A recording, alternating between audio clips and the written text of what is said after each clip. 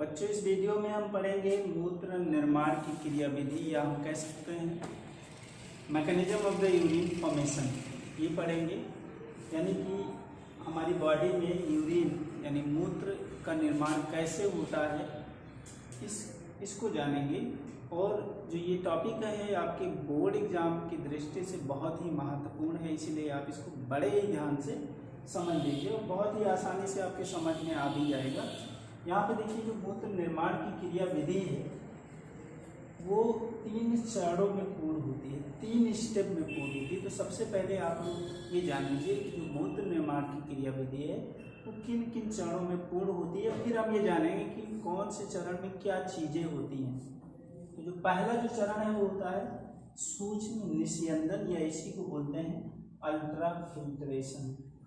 दूसरा क्या होता है रीएब्जॉर्प्शन या पुनर्अवशोषण।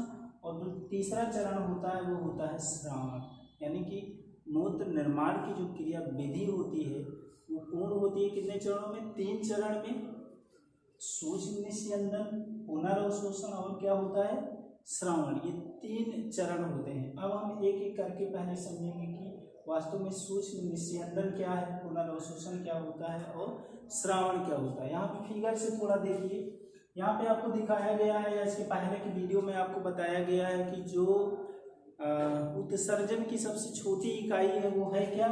यहाँ पे ये जो फिगर दिखाया गया किसका है, ये है एक ब्रेक नलिका, या इसी को नेफ्रॉन इंग्लिश में बोलते हैं।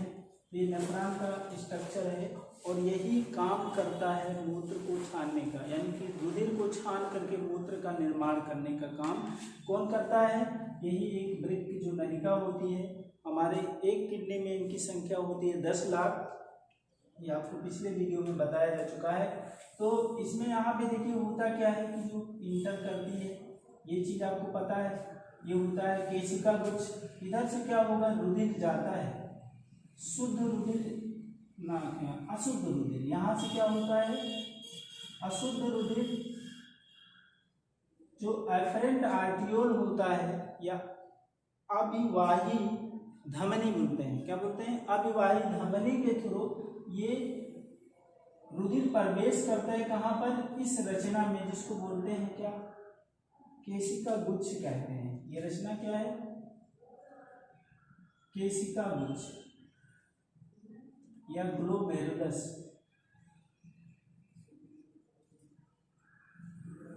केशिका गुच्छ में प्रवेश करते हैं। वास्तव में केशिका गुच्छ है क्या, टफ्ट ऑफ कैपिलरीज, यानी कि रुधिर वाहिनियों का गुच्छा होता है।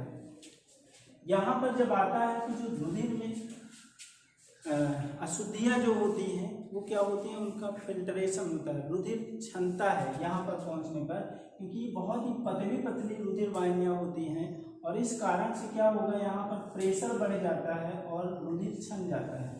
यहाँ पे देखिए रुधिर, आपको रुधिर के कंपोनेंट थोड़ा याद रखना होगा, याद इसके पढ़ चुके होंगे। आपको बताया गया है क्या होता है प्लाज्मा, प्लाज्मा और रुधिर कणिकाएं, ये बताया जा चुका है। ये तो रुधिर के कंपोनेंट है, शुद्ध रुधिर के कंपोनेंट होते हैं। लेकिन होता क्या है, इसमें बहुत सारी चीजें मिलती रहती हैं।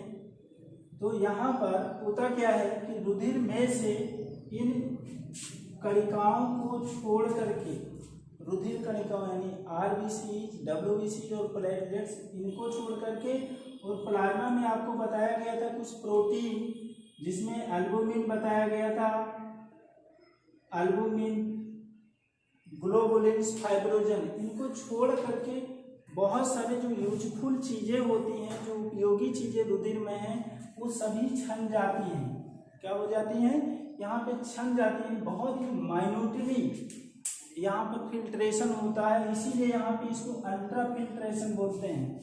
मतलब बहुत ज़्यादा, यानी कि हार्मफुल सब्सटेंसेज के साथ साथ जो हानिकारक जो अशुद्धियाँ होती हैं रुधिर में, उसके साथ साथ जो उपयोगी चीज़ें हैं वो भी यहाँ पे छन जाती हैं, और छन करके कहाँ पहुँच जाती हैं, इसमें पहुँचती हैं।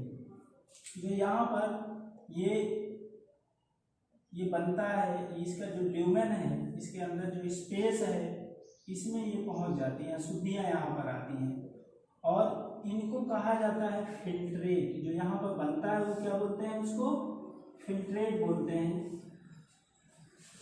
एक जो मनुष्य होता है पूरे एक दिन में लगभग 180 लीटर फिल्ट्रेट बनाता है। कितना बनाता है? 180 लीटर। यहाँ पे थोड़ा सा ध्यान दीजिए, 180 लीटर, लेकिन ह्यूमन बीइंग जो यूरिन एक्सक्रीट करता है, मूत्र को त्यागता है, वो लगभग पूरे दिन में 1.5 लीटर के बराबर होता है। लगभग 1.5 लीटर यूरिन एक्सक्रीट करता है। अगर इतने लीटर एक्सक्रीट करना हो तो बन जाएगी समस्या। इसलिए होता क्या है, अगला चरण हम लोग देखते हैं। होता क्या है कि यहाँ पर जब ये अगले पार्ट में पहुँचता है, यानी जो फिल्ट्रेट बना यहाँ पर छनने के बाद इसमें अशुद्धियाँ हैं, साथ साथ अगर यहाँ पे फिल्ट्रेट देखें तो दोनों चीजें हैं, एक तो अशुद्धियाँ हैं और इसके साथ साथ उपयोगी चीजें भी हैं जो शरीर के लिए उपयोगी पदार्थ भी हैं, जैसे ग्लूकोज होगा, विभिन्न प्रकार के आयंस, ये सभी इस फिल्ट्रेट में होते हैं। तो होता क्या है कि ये आगे पास हो जाता है, यानी पास कहाँ होगा, पीसीटी लूप ऑफ एनएलए, और क्या होता है डीसीटी, यहाँ से पास होकर के फिर कलेक्टिंग डक्ट तक ये जाता है। तो जब यहाँ से ये पास होता है तो इन जो कुंडलित नलिका होती है, पीसीटी, एनएलए का लूप और डीसीटी, इन सभी में क्या होता है, दूसरा चरण शुरू होता है। कौन सा? पुनर्अवशोषण। मतलब यहाँ पर जो इसका मैक्सिमम जो वाटर होता है, अधिक जो अमाउंट में जो जल है, क्योंकि 180 लीटर शरीर का जो तरल पदार्थ है वो तो खत्म हो जाएगा अगर हम एक्सक्रीट कर दें। तो उस केस में क्या होगा, यहाँ पर इन सभी जो कुंडलित नलिका हैं वहाँ पर जल का अवशोषण और जो उपयोगी चीजें हैं वो अवशोषित कर ली जाती है। यहाँ पे आपको ये दिखाया गया घना जाल दिखाया गया, रेड कलर में देखिए, ये वास्तव में रुधिर वाहिनियों का घना जाल होता है जो कुंडलित नलिका को घेरे रहता है। तो यहाँ से जो अशुद्धि इसमें आएगी उसको छोड़ करके जो उपयोगी चीजें होती हैं वो फिर रुधिर में पुनर्अवशोषित कर दी जाती है, यानी कि अवशोषित कर ली जाती हैं। मतलब अशुद्धि केवल इसमें रह जाएगी और जो उपयोगी चीजें हैं वो फिर रुधिर में चली जाती हैं। तो ये दूसरा चरण पूर्ण हो जाएगा। यानी दूसरे चरण में होता क्या है कि जो अनुपयोगी चीजें हैं उनको छोड़ करके उपयोगी जो चीजें होती हैं, जैसे जल हो गया, विभिन्न प्रकार के आयन हो गए, जैसे chloride ion, sodium ion, glucose, ये सभी क्या होते हैं, रीएब्जॉर्ब हो जाते हैं, यानी कि उसका पुनर्अवशोषण हो जाता है। कहाँ पर? इन रुधिर वाहिनियों में चला जाता है, रुधिर में चला जाता है। अब हम लोग देखेंगे अगला स्टेप जो है वो सिक्रीशन या श्रावण बोलते हैं। तो ये जो श्रावण ये होता है वास्तव में कि जो यहाँ पे कुंडलित नलिका जो होती है, जैसे पीसीटी या हम बोलते हैं समीपस्थ कुंडलित नलिका, हेनले का लूप और दूरस्थ कुंडलित नलिका या डीसीटी, इनकी दीवार से कुछ पदार्थ डाल दिए जाते हैं। कहाँ पे? मूत्र में डाल दिए जाते हैं। जैसे उसमें क्या डालते हैं वो होता है हाइड्रोजन आयन। तो क्या करेंगे, इसमें डालते हैं तो वो पदार्थ कहलाता है, वो चीज कहलाती है श्रावण कहलाती है, जिससे कि जो यूरिन हो वो कंसंट्रेट हो जाए, गाढ़ा हो जाए। उसके लिए क्या होता है कि ये कुंडलित नलिका की जो दीवार होती है उस यूरिन में, मूत्र में कुछ पदार्थों को स्रावित कर देती है। उदाहरण के लिए जैसे हाइड्रोजन आयन। तो इस तरह से क्या होता है, पूरे दिन भर में लगभग 1.5 लीटर यूरिन ये बनाती है। कौन? यानी कि जो वृक्क नलिकाएं होती हैं वो पूरे दिन भर में लगभग 1.5 लीटर मूत्र का निर्माण करती है। थोड़ा सा यहाँ पर एक दो चीजें आपको मूत्र के बारे में जान लेना है। जो मूत्र होता है उसका पीएच जो होता है वो होता है 6.0। एक नंबर में एक क्वेश्चन पूछा जा सकता है, इसलिए इसको रट डालो। अब देखते हैं यहाँ पे अगर ये है, यानी कि पीएच अगर 6.0 है तो इसका मतलब ये है कि ये किस नेचर का है, इसकी प्रकृति क्या होगी, अम्लीय होगा या क्षारीय। तो आपको पता होगा क्या होता है, ये अम्लीय होता है, हल्का अम्लीय। इसके अलावा इसका रंग जो होता है वो होता है पीला, और वो क्यों होता है ये क्वेश्चन पूछ लेता है। तो वो होता है पिगमेंट की उपस्थिति के कारण, और उसको बोलते हैं क्या, यूरोक्रोम। तो एक एक नंबर की ये दो चीजें आपको याद रखना है। कौन कौन सा होगा, एक तो जो मूत्र का रंग पीला होता है वो क्यों होता है, किसके कारण होता है, तो एक वर्णक की उपस्थिति के कारण, और उसका नाम क्या है, यूरोक्रोम।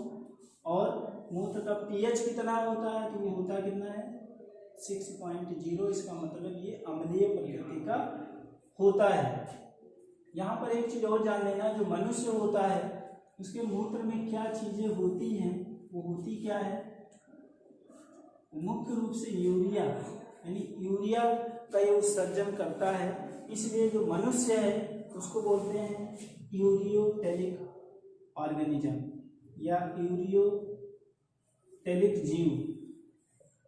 जो मनुष्य वो कैसा जीव है, यूरियोटेलिक जीव है। क्यों ऐसा बोलते हैं, क्योंकि ये यूरिया के रूप में अपने नाइट्रोजनी क्षारक को शरीर से बाहर उत्सर्जित करता है। थोड़ा यहाँ पे और देख लेते हैं।